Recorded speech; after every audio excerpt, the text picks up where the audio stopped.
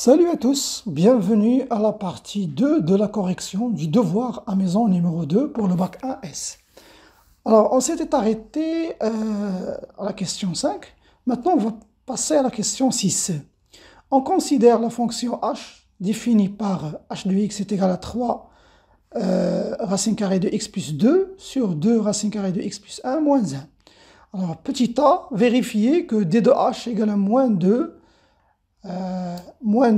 moins 7, union moins 7 plus l'infini.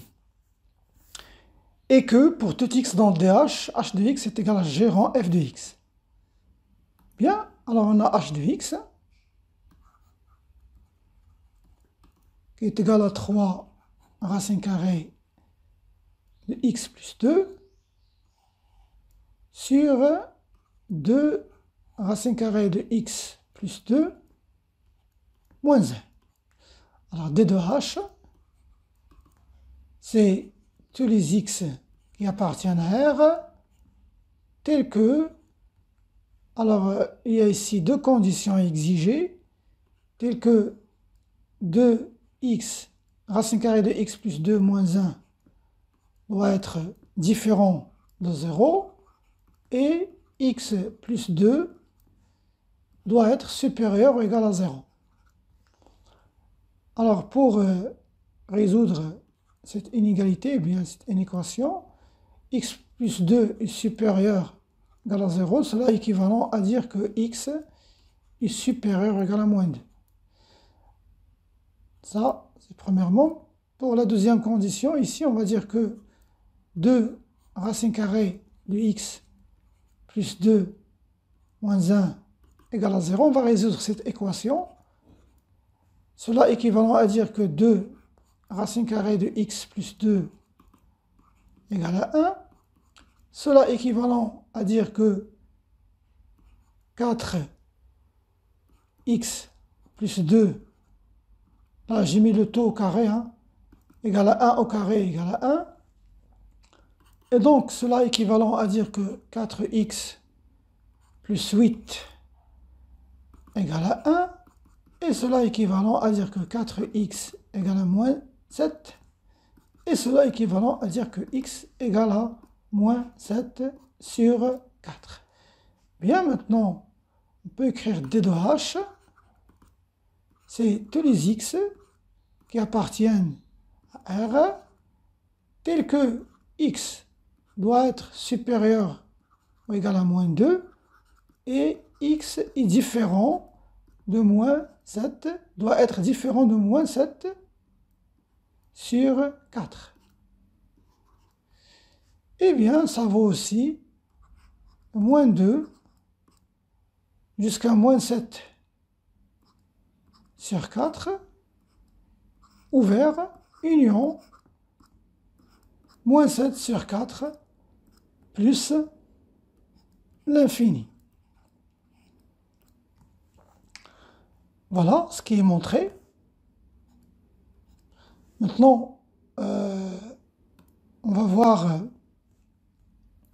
on va vérifier que, quel que soit x dans d de h,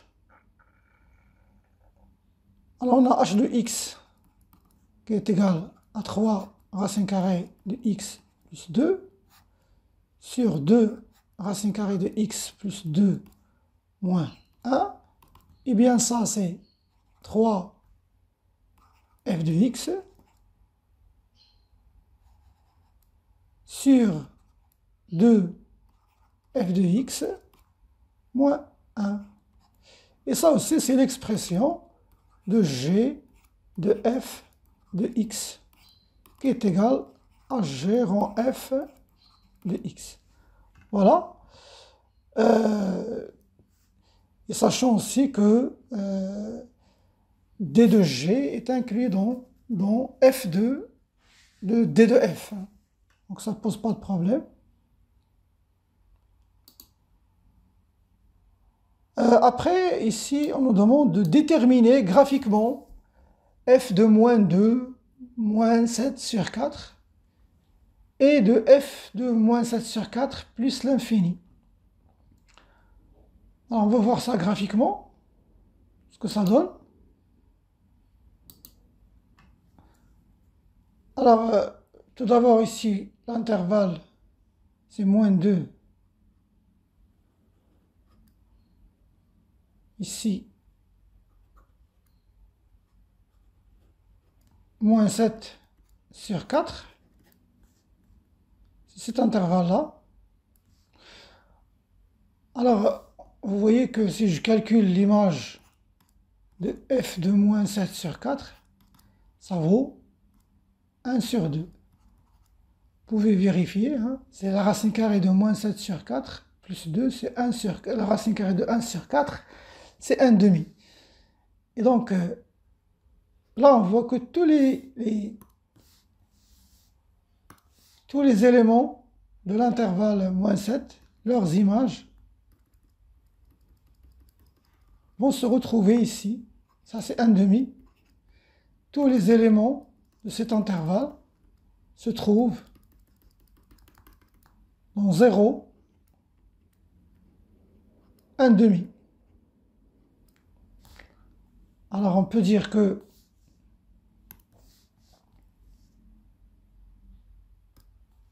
f de moins 2 moins 7 sur 4, c'est 0, 1 demi, ouvert ici, et de 7 jusqu'à plus l'infini, tous ces éléments, ils auront leurs images ici, on voit bien ici, ça veut dire de 1 demi ouvert jusqu'à plus l'infini. Donc je peux écrire f de moins 7 sur 4 plus l'infini, c'est 1 demi plus l'infini. Après, on nous demande de déterminer la monotonie. Déterminer, ça c'est la question petit c, déterminer la monotonie de la fonction h sur chacun des intervalles, moins 2, moins 16 sur 4, ouvert ici, et moins 16 sur 4 plus l'infini. Puis, dresser le tableau des variations de h. Bien. Alors, on sait que h, alors on a h de x, c'est une composée de deux fonctions g et f, donc c'est g rang f de x. Alors, et on a que, alors ici dans la composition, c'est la fonction f qui va commencer, après vient le rôle de la fonction g. Pour composer le h. Donc, on va d'abord voir la monotonie, les variations de f sur moins 2, moins 7 sur 4. Après, on va voir les variations de g maintenant sur f2, moins 7 sur 4. Voilà, on va voir d'abord les variations de f sur cet intervalle, puis les variations de g sur l'image de cet intervalle par la fonction f. C'est ce qu'on doit faire. Alors, pour les variations, on sait que f est croissante. F est toujours croissante, donc il est croissante sur l'intervalle moins 2, moins 7 sur 4.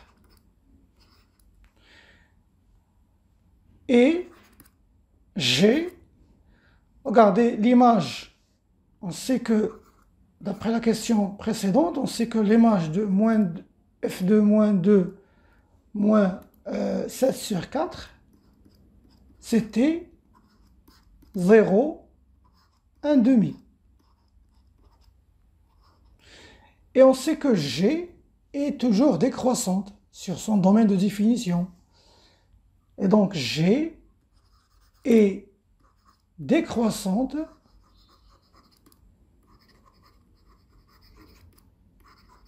sur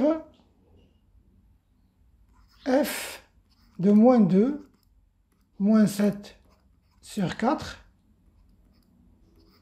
qui est égal à 0, 1 demi.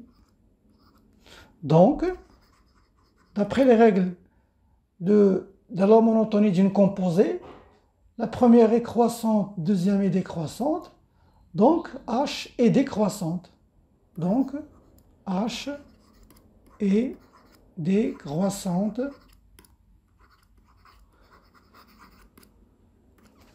sur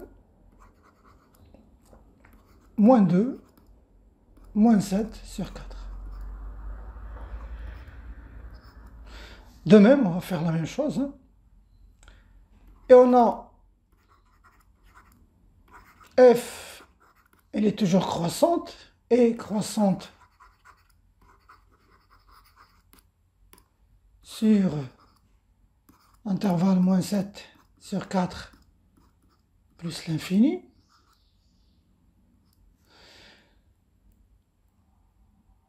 Et G est décroissante, hein, elle est toujours décroissante, décroissante sur f de moins 7 sur 4 plus l'infini qui vaut 1 demi plus l'infini. Donc, H est aussi décroissante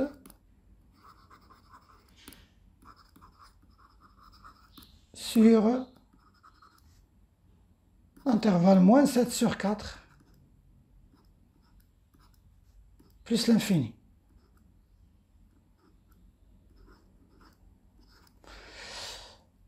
Voilà, donc on peut maintenant dresser le tableau de variation.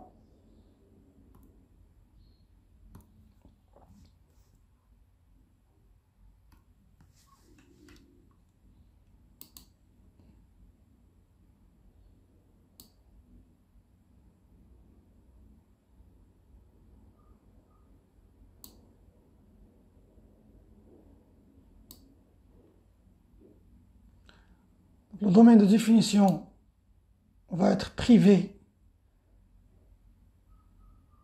de moins 7 sur 4.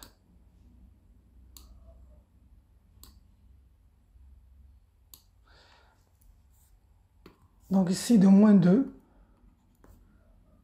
moins 7 sur 4, plus l'infini. H de x, elle est là décroissante, et là aussi, elle est décroissante. Et voilà le tableau de variation de H. Voilà mes chers amis, c'est la fin de cette première partie. Rendez-vous à la deuxième partie. À bientôt.